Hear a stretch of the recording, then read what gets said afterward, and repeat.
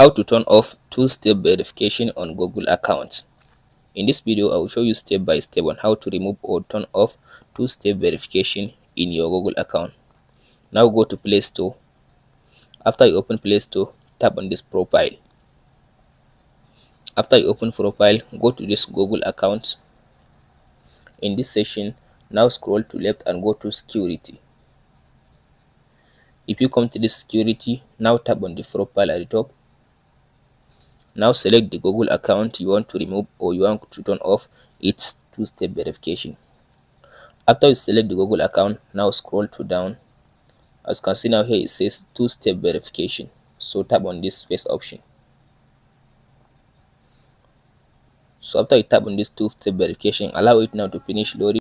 So it will take you to this option here. It says two-step verification. Your account is protected with two-step verification. So tap on this option to turn off.